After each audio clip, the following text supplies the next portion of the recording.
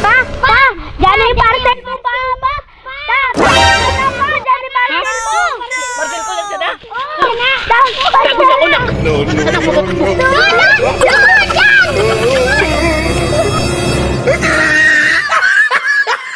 Nandiyan na siya.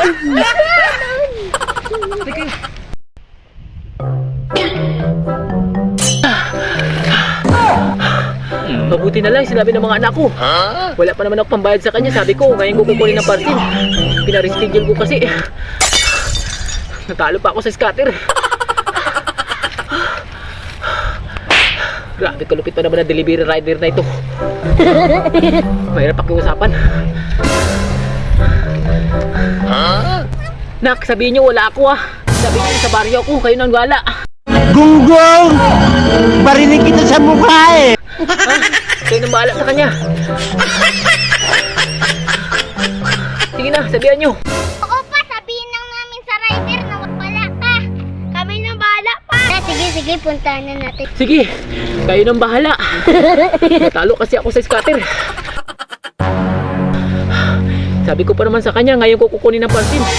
Tara, puntahan natin. Sige, tara.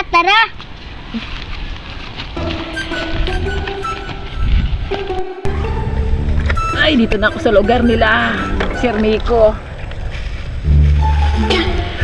Sana kunin to ni Sir Nico. Dalawang parcel pa ng parcel niya. Last day pa naman ito ngayong araw.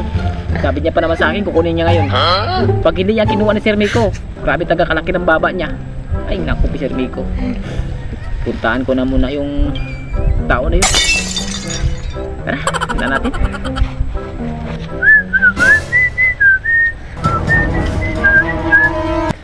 Oh, nandito pala kayo. Nandiyan si Papa nyo? Wala po dito si Papa. Opo, sir. Sa kabilang bahay po. Ha? Wala naman si Papa mo? Ay naku, napakalayo pa naman ang lugar nyo. Napagod ko kalalakad sa ano nyo. Napakalayo nito. 3 araw na ito, pabalik-balik ako dito. Tapos hindi nyo naman kukunin to. Ano ba yan? Sabihin nyo kay Papa nyo, huwag na siyang u-order ulit ha. Nasasayang ang oras ko sa kanya. Ginagalitan na ako doon sa aming opisina dahil sa kanya. Ay naku, mababa naman ang piyudirit ko dito. Sige, sabihin nyo sa kanya ha. Sige po, sir. Ay naku, Sir Nico.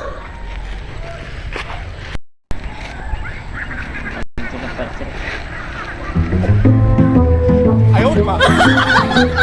Cancel na naman ang parcel ni Sir Nico. Napapagod na ako dito. Pabalik-balik na lang dito.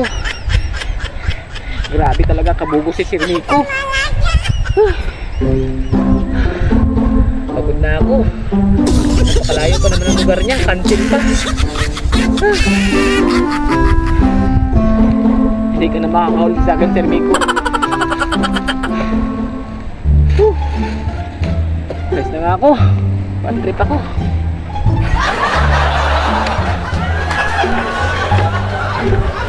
Grabe ka bugos talaga, Sir Nico ah. Ngari naman ako sa busing ko.